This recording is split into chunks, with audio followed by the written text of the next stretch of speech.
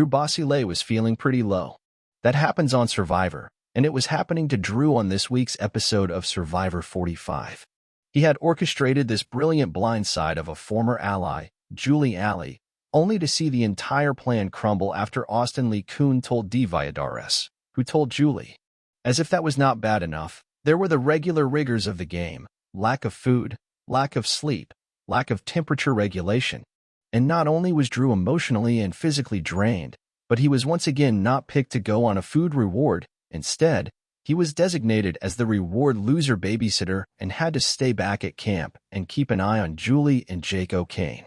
Making things even tougher to take, the person who did not select him for the feast was none other than his island BFF Austin, who instead picked D and Probst to join him for a scenic sandspit picnic getaway.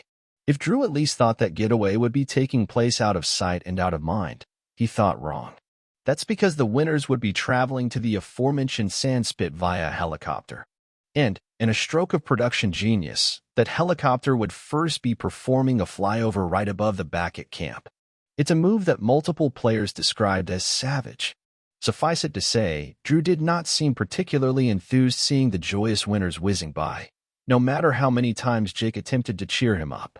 It was a brilliant juxtaposition, and on the latest episode of his On Fire podcast, Survivor host and showrunner Jeff Probst was asked if this decision was explicitly made to rub salt in Drew's wounds. "It's not to rub salt in the wounds," Probst says on the podcast, "although I know it sounds like, oh, come on." To which we say, "Oh, come on."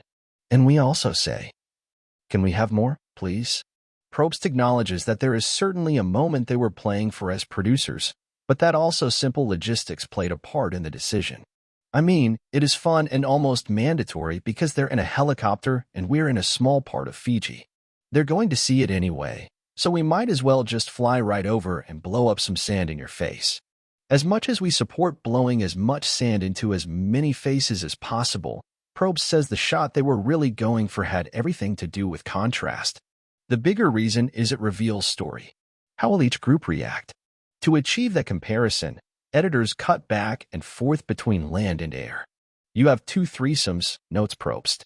You have Julie, who is unconcerned, because she is in on the game. She's not worried. You have Jake, who's kind of amused because he's still a bit on the outside. And then you have Drew, who is annoyed because that should be me. And then on the helicopter, you have Austin and D drunk with power. I mean, Austin says something like, "Look at Drew just standing there." And we cut to Drew saying, "Damn, life sure is unfair." And then there's Katurah observing it all, pure strategy.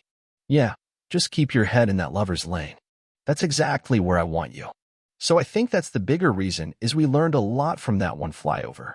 Hey, anything that gets Drew throwing cooking items all over the beach is good by us. For much more inside intel from Probst on the latest episode, check out On Fire, the official Survivor podcast.